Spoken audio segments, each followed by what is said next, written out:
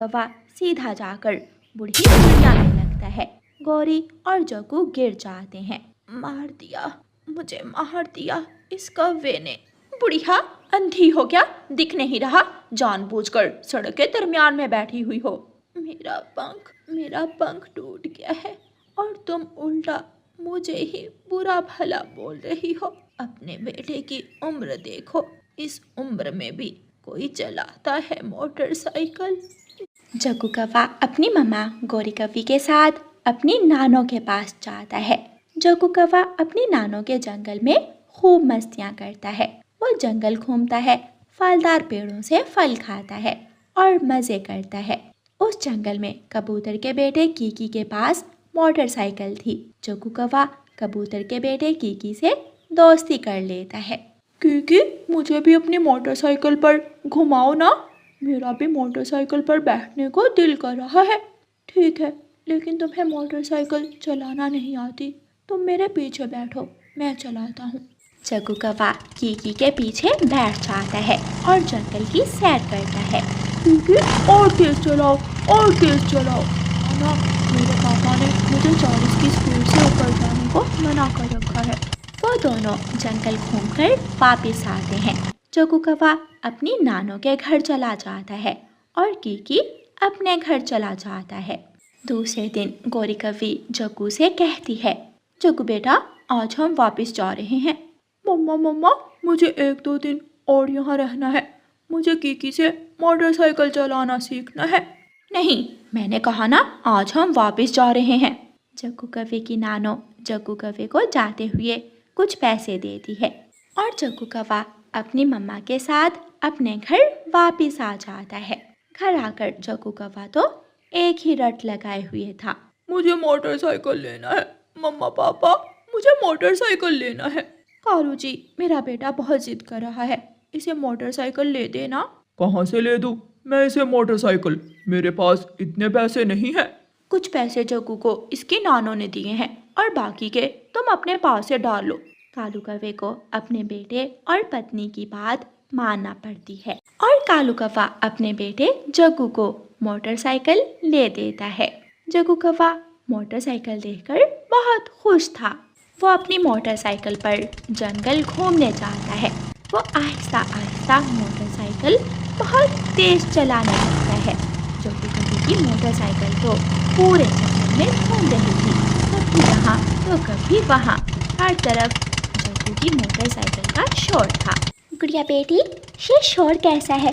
मम्मा, लगता है गौरी आंटी और कालू कौवे के बेटे जग्गू कौवे ने नई मोटरसाइकिल ली है। वो पूरे जंगल में मोटरसाइकिल पर घूम रहा है।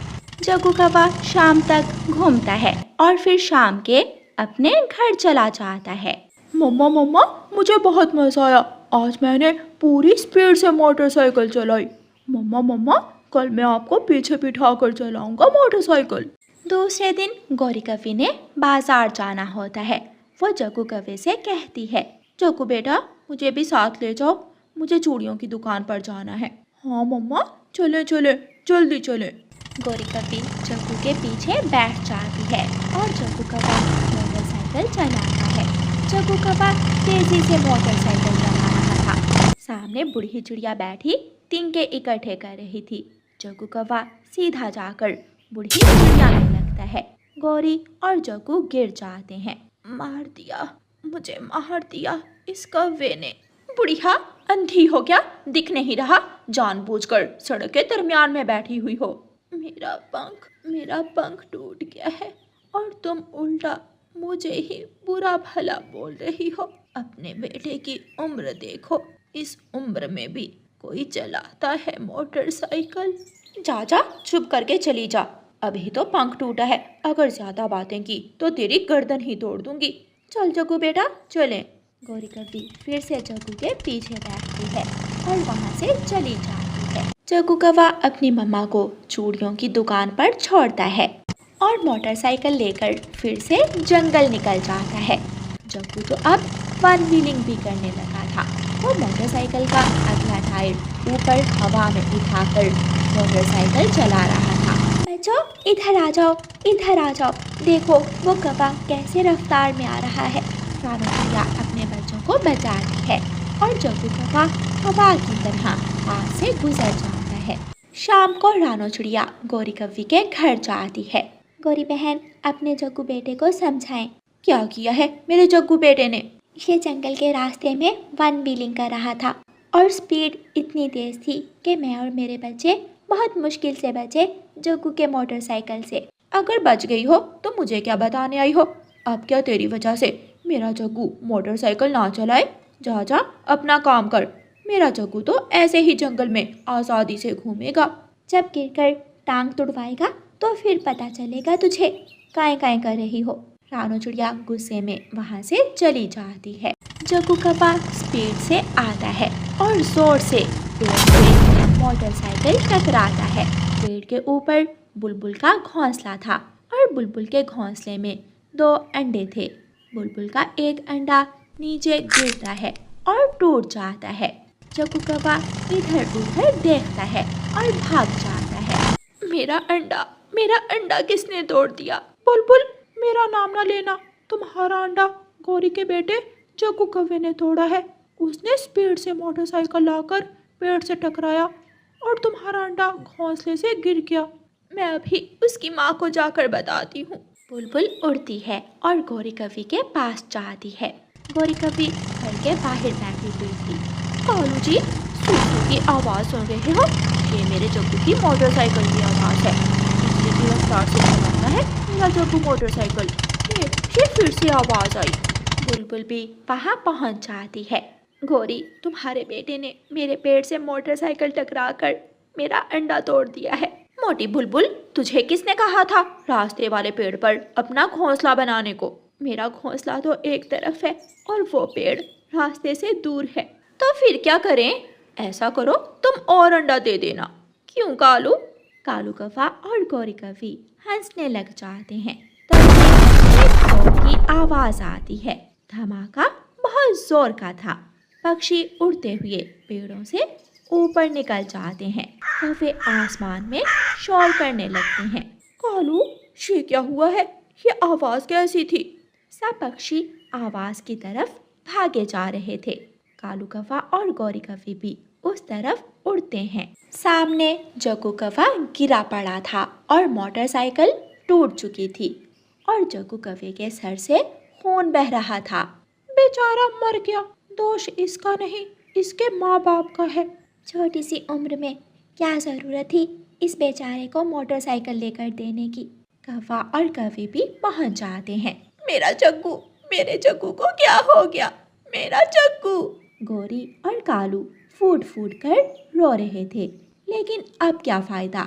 जग्गू अब कहाँ लौट कर आने वाला था। अगर पहले गौरी और कालू ने जग्गू को समझाया होता और उसे मोटरसाइकिल तेज़ चलाने से मना किया होता तो आज ये सब ना होता। प्यारे दोस्तों, इस कहानी को लाइक, अपने दोस्तों के साथ शेयर और चैनल को सब्सक्राइब करना बिल्कुल मत भूलना। आपका धन्यवाद। रानो चिड़िया के पड़ोस में एक कौवा रहता था जिसका नाम था कालू कौवा। एक दिन तेज़ बारिश हो रही थी। रानो चिड़िया को अपने बच्चों के लिए दाना लेने भी जाना था। इसलिए रानो चिड़िया अपने बच्चों से कहती है, बच्चों, मैं आप दोनों को कालू कौवे के पास छोड़ देती हूँ। जब मैं दाना लेकर वापस आऊँगी तो मैं आपको घर ले आऊँगी। ऐसे रानो चिड़िया अपने दोनों बच्चों को साथ लेकर कालू कौवे के घर चली जाती है। कौवे भैया, बाहर तेज़ बारिश है, मुझे दाना लेने जाना है। आप मेरे बच्चों को अपने पास रखें, मेरे बच्चे अकेले घर डरते रहेंगे। हाँ चिड़िया, अगर तुम मेरे लिए भी दाना लाओगी तो ही मैं तुम्हारे बच्चों को अपने पास रखूँगा। ठीक है कौवे भैया, मैं आपके लिए भी दाना ले आऊँगी।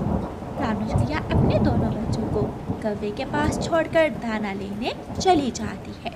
कौवे अंकल, मुझे प्यास लगी है। बाहर जोरों की बारिश हो रही है और तुझे प्यास लगी हुई है। चुप करके बैठ जाओ वरना एक लगाऊंगा।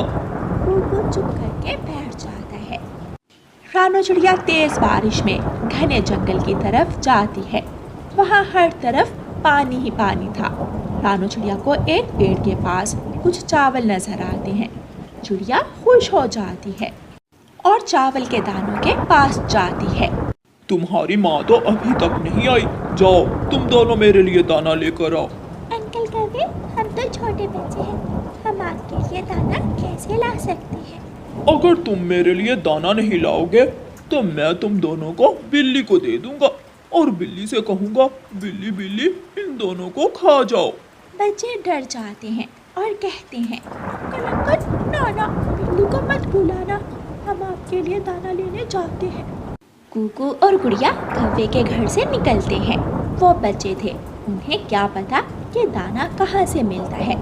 दोनों बच्चे बारिश में उड़ते उड़ते पहाड़ों की तरफ चले जाते हैं। हवा तेज हो जाती है, छोटे बच्चों से उड़ना मुश्किल हो जाता है और दोनों बच्चे एक पुराने से बड़े पेड़ की डाल पर बैठ जाते हैं। प्रिया बहन, मुझसे और उड़ा नहीं जाता, मैं थक गया हूँ। अगर हम लौट कर घर गए तो कौवा अंकल हमें बिल्ली को दे देंगे।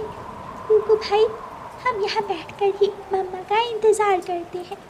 रानो चिड़िया चावल का दाना लेकर कौवे के घर जाती है। कौवे कौवे उठो, तुम सोए हुए हो, मेरे बच्चे कहाँ हैं? तुम्हारे बच्चे अभी थोड़ी देर पहले तो घर में ही थे। तुम्हारे बच्चे बहुत शरारती हैं, शायद वो बाहर चले गए। कौवे भैया, मैं इसीलिए तो छोटे बच्चों को आपके पास छोड़ कर गई थी। रानो चिड़िया परेशान होकर अपने घर जाती है, लेकिन बच्चे तो चिड़िया के घर में भी नहीं थे। कुकू और गुड़िया वहाँ बैठे हुए थे कि थोड़ी दूर एक काली बिल्ली आकर उन्हें घूरने लगती है। बिल्ली बिल्ली, हमें मत खाना, हम तो कालू कौवे के लिए दाना लेने आए हैं। म्याऊं म्याऊं। कौन कौन कालू कौवा? बिल्ली माँ, कौवे ने हमसे कहा था कि हम अगर उसके लिए दाना ना लेकर के तो वो हमें बिल्ली को खिला देगा। छी छी, मैं तो मांस नहीं खाती। वो दुष्ट काला कौवा झूठ बोल रहा है। चलो मेरे साथ, मैं अभी उस कालू कौवे को सीधा करती हूँ। वो झूठा कौवा मुझे जंगल में बदनाम कर रहा है। म्याऊं। काली बिल्ली कुकू और गुड़िया के साथ जाती है। बिल्ली माँ, कौवे का घर यही है। बिल्ली कौवे के दरवाजे पर दस्तक देती है। कौवा दरवाज़ा खोलता है। बिल्ली, काली बिल्ली, तुम यहाँ क्या करने आई हो? छोटे कौवे, मैंने मांस छोड़ दिया है और तुम छोटे बच्चों को मेरा नाम लेकर डराते हो, तुम्हें सजा जरूर मिलेगी। म्याऊं। काली बिल्ली कालू कौवे की खूब पिटाई करती है। कुकू और गुड़िया कौवे को पिटता हुआ देखकर खूब हंसते हैं। कौवा मार खाता है और फिर बिल्ली चली जाती है। कुकू और गुड़िया भी अपने घर चले जाते हैं। मेरे बच्चों, आप कहाँ चले गए थे? मम्मा, पता है, कालू अंकल ने हमें बिल्ली से डराकर दाना लेने भेज दिया था। और फिर काली बिल्ली ने कालू अंकल की अच्छी पिटाई की। ये कालू कौवा बहुत बुरा कौवा है, बच्चों से अपने काम करवाता है। आज के बाद हम कौवे के घर कभी नहीं जाएंगे। रात हो जाती है, लेकिन बारिश थी कि रुकने का नाम ही नहीं ले रही थी।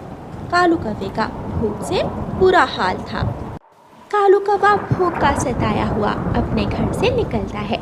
वो आहिस्ता आहिस्ता तोते के घर जाता है और तोते के घर से दाना चुरा कर खा लेता है।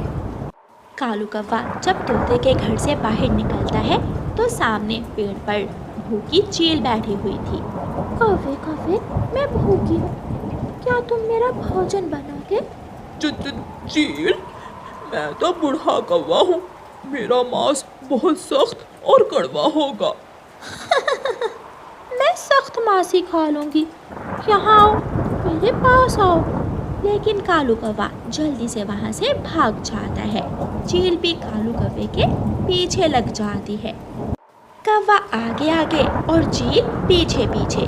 कौवा जल्दी से चिड़िया के घर पहुँच जाता है। कौवा दरवाजे पर दस्तक देता है तो चिड़िया तुरंत दरवाज़ा खोल देती है। कौवा चिड़िया के घर में घुस जाता है। कौवे, काले कौवे, भागो यहाँ से, तुम बुरे हो, तुमने मेरे मासूम बच्चों को बिल्ली से डराया और थप्पड़ भी मारने का कहा था। चिड़िया, मेरी जिंदगी बचा लो, मेरे पीछे चील लगी हुई है। अगर तुमने मुझे घर से बाहर निकाला तो भूखी चील मुझे खा जाएगी। कौवे भैया, जब तुमने मेरे बच्चों को बिल्ली से डराकर घर से बाहर निकाला था, वो वक्त याद करो। मैं माफी चाहता हूँ। चील भी कौवे के पीछे ही पहुंच जाती है।